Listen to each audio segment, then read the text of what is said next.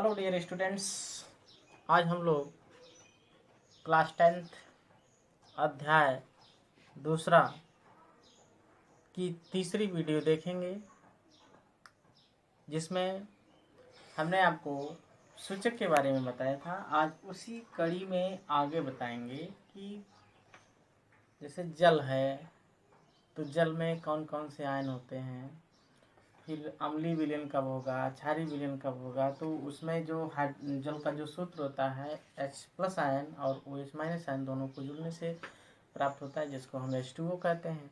तो अब जल को जब हम तोड़ेंगे यानी H2O को तोड़ेंगे तो उसमें आयन और आयन नेगेटिव पॉजिटिव आयन प्राप्त होते हैं। तो जो नेगेटिव पॉजिटिव आयन प्राप्त होते हैं तो क्या इन दोनों की जो pH वैल्यू होती है यानी पावर ऑफ हाइड्रोजन क्या होता है, उसका मान क्या होगा। तो उन सारी चीज़ों को अध्ययन जो है हम आज की तीसरी वीडियो में करेंगे, जो अध्याय सेकंड की तीसरी वीडियो होगी। तो आइए देखते हैं इसमें जल का आयनिक गुणनफल। तो जल का आयनिक गुणनफल से तात्पर्य ये है कि कमरे के ताप पर यानी जो हमारा तापमान होना चाहिए वो 25 डिग्री सेल्सियस होना चाहिए। अब 25 डिग्री सेल्सियस पर जब हम जल को तोड़ेंगे, आयनित करेंगे, तो उसमें H+ आयन और OH- आयन यानी जो हमारा H है ये H2O जल, इसको जब हम विघटित करेंगे तो हमको H+ आयन और OH- आयन प्राप्त होगा। तो जल में जो उपस्थित आयन है उनका जो गुणनफल प्राप्त होगा उसी को हम क्या कहेंगे, जल का आयनिक गुणनफल कहेंगे। ठीक है। अब जल का जो आयनिक गुणनफल होगा उसको हम किससे इंडिकेट करेंगे, KW से। किससे? KW, के कांस्टेंट, W फॉर वाटर। तो KW से इंडिकेट करेंगे। KW इक्वल टू होता है जल में जो आयन उपस्थित होते हैं उसके गुणनफल। तो जल में हमारा देखा जाए, अगर ये हमारा क्या है, H2O क्या है, H2O है, तो इस H2O में हमारा एक H+ आयन होगा और दूसरा जो होगा OH- आयन। तो इनका जो गुणनफल जल में उपस्थित होगा उसी को हम क्या कहेंगे, जल का आयनिक गुणनफल। यानी जल में उपस्थित हाइड्रोक्साइड आयन और हाइड्रोजन आयन का जो गुणनफल होगा उसी को हम जल का आयनिक गुणनफल कहते हैं। इसको KW से प्रदर्शित करेंगे और KW इक्वल टू हो जाएगा दोनों का गुणनफल। तो एक आपका हाइड्रोजन है ये हो जाएगा और दूसरा आपका हाइड्रोक्साइड आयन होगा ये हो जाएगा। तो इसको हम कहेंगे जल का आयनिक गुणनफल। ठीक है। अब जल का आयनिक गुणनफल की अगर हम मान की बात करें यानी pH मान की बात करें तो सन 1909 ईस्वी में डेनिश रसायनज्ञ सारेंसन ने इसका pH मान मतलब जल का जो गुणनफल है उसको pH स्केल पर देखा और pH स्केल पर देखा तो जो दोनों की गुणनफल आते हैं वो प्राप्त होते हैं 1.0 इंटू 10⁻⁻14 के। कितने? 1 इंटू 10⁻⁻14। ये आपका KW का मान प्राप्त होता है। किसने कहा था? सारेंसन। ठीक है। अब इसको हम शो कैसे करेंगे, ऐसे भी लिख सकते हैं H+ ion equal to OH- ion, क्योंकि दोनों की जो मात्राएं होती हैं वो बराबर होती हैं। तो जब दोनों की मात्राएं बराबर होती हैं तो इसको हम लिख सकते हैं 1.0 इंटू 10⁻⁻14 लिख सकते हैं। तो ये भी आप याद रखेंगे इस फार्मूले पर। हो सकता है कि आपको बोर्ड एग्जाम में प्रश्न दिए जा सकते हैं। तो प्रश्न कैसे सॉल्व करेंगे, जैसे हमने आपको pH स्केल बताया था, pH मान बताया, pH मान यानी power of hydrogen. Power of hydrogen के लिए हमने एक फार्मूला आपको बता रखा था, संभवतः याद होगा। pH इक्वल टू होता है log 10 1/, H प्लस आयन, ये फार्मूला होता है। अब इस फार्मूले को ऐसे भी आप लिख सकते हो, माइनस log 10 की पावर H प्लस आयन, ये ऊपर जाएगा तो माइनस हो जाएगा, ठीक है। तो माइनस को हमने आगे लिख दिया, तो ये आप लिख सकते हो pH इक्वल टू, ये आपका फार्मूला है, ठीक है। इस फार्मूले से आप क्वेश्चन को भी सॉल्व करेंगे, ओके। ऐसे किसकी वैल्यू फाइंड करेंगे, तो अगर हमको किसी भी जली विलयन का या किसी भी कोई भी खट्टा पदार्थ हो या फिर कड़वा पदार्थ हो, कोई भी पदार्थ हो, अगर उसका हमको पीएच मान निकालना होता है तो हम पीएच स्केल पर रखते हैं, और पीएच स्केल पर रखेंगे तो उसका जो पीएच जो वैल्यू रहेगी, यानी जो पीएच पेपर रहेगा, उसका कलर परिवर्तन हो जाएगा।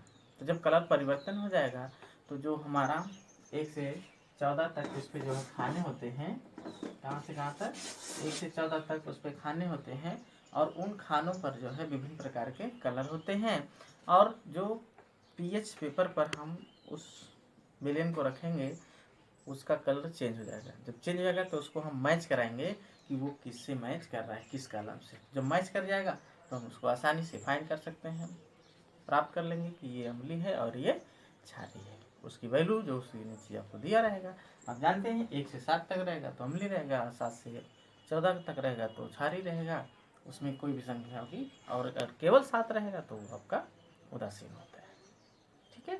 तो आइए देखे जाए अगली पॉइंट्स में। अगली पॉइंट से दैनिक जीवन में पीएच का महत्व है। तो दैनिक जीवन में पीएच का महत्व अगर हम देखें तो बहुत सारे ऐसे आपको पॉइंट्स देखने के लिए मिल सकते हैं कि उसमें पीएच का क्या योगदान होता है। तो पीएच के योगदान की अगर हम बात करें तो पहली पॉइंट्स आपकी जो हेडिंग आती है वो है पौधों एवं जंतुओं की पीएच के प्रति संवेदनशीलता, यानी जो पौधा है, जो जंतु है, उन सबका जो पीएच मान होता है वो कांस्टेंट होता है। यदि उससे लो होता है या उससे हाई होता है तो वो कैसे उसको अफेक्ट करता है, वो भी चीज़ें हम इस पॉइंट्स के अंतर्गत सीखेंगे। तो आइए देखते हैं। तो हम पहली पॉइंट्स की बात करें तो पहली पॉइंट्स हमारा है पौधे एवं जंतुओं का पीएच के प्रति संवेदनशीलता। तो चाहे जितने भी प्राणी होते हैं, जीवित प्राणी, उन सबका जो है एक पीएच वैल्यू होती है, पीएच परास होता है, पीएच मान होता है। उसी पीएच परास में ही सभी जीवधारी जीवित रहते हैं। यदि उससे कम हो गया, यदि उससे अधिक हो गया तो जितने भी जीवित प्राणी हैं वो नष्ट हो जाएंगे। कब? जब अधिक हो जाएगा तब। यानी जो जीवित प्राणी है 7 से 7.8 के मध्य में ही पीएच मान जो होता है वो पौधों और जंतुओं का होता है। अगर इससे अधिक होता है तो वो इफेक्टेड हो जाएंगे, अर्थात नष्ट होना शुरू हो जाएंगे। तो ये पहले पॉइंट हो गया पीएच वैल्यू का। दूसरी अगर हम पॉइंट्स की बात करें, दूसरा हमारा मृदा का पीएच। तो मृदा यानी मिट्टी में भी पीएच जो है पाया जाता है, उसका भी पीएच मान जो है फिक्स होता है, वो 7 होता है। कितना होता है? 7 होता है, या फिर 7 के थोड़ा बहुत 7 और 6 के मध्य में भी हो सकता है, 7 और 8 के मध्य में भी हो सकता है। तो कहने का मतलब इसका भी एक परास होता है, तो उसी परास के रेंज में है तो खेती योग्य भूमि है, नहीं तो फिर वो मृदा नहीं रहती है, ठीक है। अब इसके बाद अगली पॉइंट्स की बात करें, हमारे पाचन तंत्र यानी हमारे शरीर की अगर बात करें, किसी भी जीवधारी की बात करें तो उनका एक जो है पीएच परास निश्चित होता है। अगर हम केवल शरीर की बात करें, मानव जात की बात करें, तो इसका भी पीएच जो होता है वो फिक्स होता है। जैसे कि उदर यानी पेट में देखा जाए तो अम्ल होता है, तो अम्ल है, तो अगर एसिड मतलब अम्ल की मात्रा अगर अधिक हो जाती है तो हमको भोजन जो है बहुत कड़वा नज़र आता है, ठेकार आती है, तो वो भी बहुत तीखी आती है। तो कहने का मतलब इसमें भी एक पीएच मान होता है। अगर ज़्यादा अम्लीयता हो गई तो आपको उल्टी भी हो सकती है और दर्द भी हो सकता है, पेन वगैरह भी होती है पीएच मान के कमी होने की वजह से, ठीक है।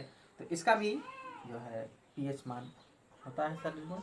इससे कहने का मतलब आप तैली चीज़ अगर खा लिए तो नहीं आती है आपको, कच्ची डेगार वगैरह आती है, या फिर डकार जब आती है तो उसमें मीठा भी रहता है, नमकीन भी रहता है, ऐसे करके मालूम पड़ता है। तो उसको आप अगर ज़्यादा मात्रा में आ रही है तो आप डॉक्टर के पास जाते हैं, डॉक्टर उसी का जो है उसको न्यूट्रल करने के लिए प्रति अम्ल दे देता है, फिर आपका जो है नॉर्मल हो जाता है। तो उसका भी एक पीएच ह्रास होता है। फिर हम बात करेंगे पीएच परिवर्तन के कारण दंत क्षय। तो पीएच परिवर्तन के कारण दंत क्षय की अगर हम बात करें तो जो मुंह होता है यानी लार में जो है पीएच जो वैल्यू होती है वो 5.5 होती है। अगर उससे कम हुआ तो दांत धीरे धीरे नष्ट होने लगते हैं। ठीक है, तो उसका भी एक निश्चित पीएच ह्रास होता है। पशु एवं पौधों द्वारा जो रसायन उत्पन्न होता है उसमें भी जो है आत्मरक्षा के द्वारा जो कीट वगैरह होते हैं जैसे मधुमक्खी है, चींटी है इत्यादि, ये सब डंक मारते हैं।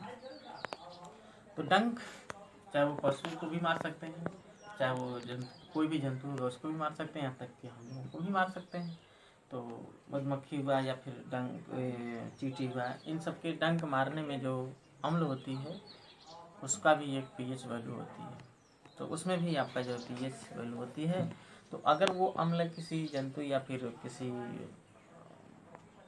मानव को अगर वो डंक मारते हैं तो वहाँ पर जलन वगैरह ज़्यादा होती है क्योंकि उसका पीएच वैल्यू फिक्स होता है। और वो जो एसिड है उस एसिड का पीएच वैल्यू में हमारे जो है उतना मैच नहीं कर पाता है। तो जब हमारा लेवल उसका लेवल अलग अलग है तो जाहिर सी बात है जो पीएच हमारे में आएगा तो हमको क्या करेगा, जलन करेगा, कष्ट करेगा, दर्द देगा। तो इस तरीके से उसका भी पीएच वैल्यू फिक्स होता है। और उसको उदासीन करने के लिए हमको बेकिंग सोडा या फिर धान सोडे का दुर्बल क्षार का प्रयोग करना चाहिए। ठीक है, इसके बाद पौधों में अगर हम बात करें तो पौधों का भी पीएच जो है एक होता है, फिक्स होता है। इसमें भी जो है कुछ पौधों के पास जैसे बात करें, आप नाम सुने होंगे नेटल पौधा एक है, उसका अगर आपको पत्ती जो होती है नुकीली होती है अगर वो धंस जाती है तो उसका भी जो पीएच होता है हमारे बॉडी के पीएच से कम होता है, तो वो जिससे हमको पेन वगैरह भी होने लगती है। तो कहने का मतलब पौधों का भी पीएच जो है फिक्स होता है।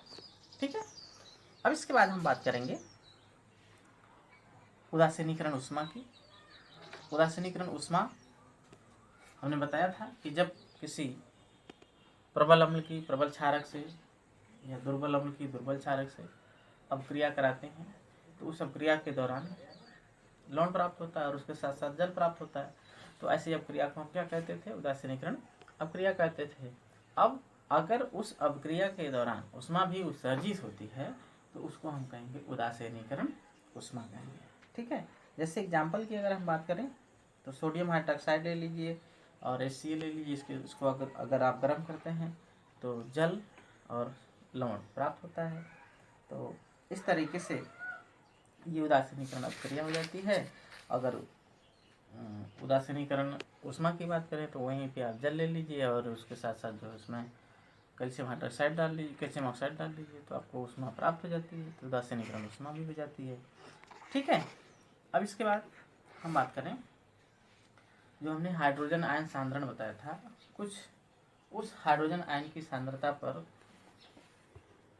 दो एक पॉइंट देखिए क्या है। कहने का मतलब यदि H+ आयन की वैल्यू किसकी, यदि H+ आयन की वैल्यू OH से कम है, ऐसे समझिए H+ ion less than hydroxide ion, यदि H+ ion greater than hydrogen ion OH ion से कम है, तो विलयन आपका क्या होगा, क्या होगा, एसिडिक होगा यानी अम्लीय होगा। अगर H+ आयन की सांद्रता से OH की सांद्रता अधिक हो तो विलयन क्या होगा, बेस होगा, एसिडिक होगा, बोले तो क्षारीय होगा। ठीक है, और यदि दोनों की कंसंट्रेशन क्या हो, इक्वल हो, तो आपका विलयन क्या होगा, न्यूट्रल होगा, उदासीन। ठीक है, तो इस तरीके से ये पीएच की टॉपिक खत्म होती है। अब हम बात करेंगे लवण की। ठीक, तो लवण अगर हम बात करें तो जैसा कि हमने बताया कि जब किसी अम्ल की किसी क्षारक से अब क्रिया कराते हैं तो हमको जल और एक नया पदार्थ प्राप्त होता है, जिसको हम क्या कहते हैं, लवण कहते हैं। ठीक है, अगर हम लवणों के प्रकार की बात करें तो बहुत सारे लवण, सरल लवण, द्विक लवण, मिश्रित लवण। तो इन जो 3 टॉपिक है, इन तीनों टॉपिक में से आपको हर बार एग्जाम में एक ना एक टॉपिक देखने के लिए मिलती है। तो ये जो लवण की टॉपिक है ये बहुत ही इम्पोर्टेंट है, इसको आप अच्छे से तैयार करेंगे। ठीक है, अब यहाँ पर हम कुछ पीएच मान पर क्वेश्चन दिए जाते हैं और हो सकता है कि बोर्ड एग्जाम में आपसे पूछा भी जा सके, या फिर आप किसी भी कंपटीशन वगैरह में जाते हैं तो वहाँ पर भी ये क्वेश्चन पूछे जा सकते हैं कि पीएच मान क्या होगा या फिर हाइड्रोजन आयन क्या होंगे। तो आप उन प्रश्नों को कैसे सॉल्व करेंगे उसको जो है थोड़ा बहुत यहाँ पर भी सीखिए, फिर आगे अगली कक्षा में जब चलेंगे तो वहाँ पर आपको डिटेल में इसकी जानकारी मिलेगी। तो फिलहाल यहाँ पर आपको एक प्रश्न हम देते हैं और उसको फिर समझाते हैं कैसे होता है। देखिए, तो प्रश्न आपका ये है कि किसी विलेन का पीएच मान, किसी विलेन का पीएच मान 4 है, किसी विलेन का पीएच मान 4 है, इसमें उपस्थित हाइड्रोजन आयन की सांद्रता क्या है। तो ऐसे प्रश्नों को आप सॉल्व करने के लिए आप फार्मूला जानते हैं। आपको बताया जा रहा है कि एक विलेन है भाई, ऐसे करके सपोज करिए ये विलेन हो गया, इसमें पीएच वैल्यू जो इसकी कितना दिया रहा है, 4 बता रहा है, पीएच वैल्यू 4 बता रहा है और पूछा जा रहा है कि हाइड्रोजन आयन की सांद्रता क्या होगी। तो सूत्र से आप इसको सॉल्व करेंगे। तो सूत्र से सॉल्व करने के लिए आपको डायरेक्टली कुछ करना ही नहीं है, सूत्र पता है, log pH बराबर log 10 1/H प्लस आयन, ये फार्मूला होता है। ठीक है, अब आपको पीएच का मान दिया गया, कितना दिया गया, 4। इसको आप ऐसे भी लिख सकते हैं, माइनस log 10 लिख सकते हैं पावर पीएच। अब सीधा इसको आप लिख सकते हैं minus log 10 H plus sign इधर ला दीजिए। ठीक, H प्लस साइन इधर हो जाएगा। अब यहाँ पीएच की वैल्यू रख दीजिए, कितना हो जाएगा, 4। ठीक है, तो इस तरीके से ये क्वेश्चन, या फिर आप इसको ऐसे भी लिख सकते हैं, H प्लस साइन की सांद्रता आपको आ जाएगी। ये आपका आंसर है। आपको करना कुछ नहीं है, फार्मूले में सिर्फ रखना है, फार्मूला याद रखिएगा, पीएच इक्वल टू log 10 की पावर माइनस पीएच। आप इसी फार्मूले पे रख देंगे, कोई भी क्वेश्चन आपको दिया जाएगा आप इस तरीके से सॉल्व कर लेंगे। ओके, ठीक। अब हम दूसरे टाइप का प्रश्न देखते हैं इसके कि 10 की पावर माइनस 8 मोल, 10 की पावर माइनस 6 मोल HCl, ये क्वेश्चन है। 10 की पावर माइनस 6 मोल HCl विलेन का पीएच मान क्या होगा।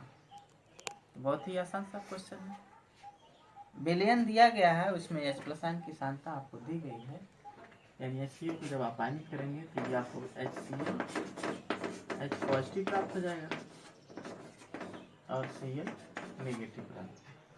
तो इसमें आपको हाइड्रोजन आयन की सांद्रता दी गई, कितने दी गई है, यानी H plus ion equal to दिया गया है 10 की पावर माइनस 6। ठीक है, जो फार्मूला होता है सूत्र से, सूत्र हो जाएगा पीएच बराबर माइनस log 10 की पावर h प्लस आयन, यही होता है फार्मूला। तो अब यहाँ पे h प्लस आयन की वैल्यू आपको पता है, वैल्यू रख दीजिए। तो जब वैल्यू रखेंगे तो आपको प्राप्त हो जाएगा pH equal to minus log 10 की पावर माइनस 6 हो जाएगा। आप क्या करेंगे, आप एक बार log जो 10 है एक बार इसका और इसका रखेंगे, तो ये हो जाएगा बराबर log plus 6 log plus 6 log 10 बराबर, इसकी वैल्यू देखा जाए तो एक गुणा कर दीजिए, 6 गुणे 1 बराबर कितना जाएगा 6। यही आपका आंसर है। ठीक है, फिर से एक विलयन था आपको दिया गया था जिसमें उसकी H प्लस आयन की सांद्रता दी गई थी 10 की पावर माइनस 6 HCl था, तो उसमें हाइड्रोजन आयन की सांद्रता 10 की पावर माइनस 6, तो 10 की पावर माइनस 6 तो log 6 का जो मतलब ये जो पावर में होता है वो यहाँ हो जाएगा, इसका 10 की वैल्यू 1 होती है, मल्टीप्लाइड कर देंगे, आंसर हो जाएगा सामने।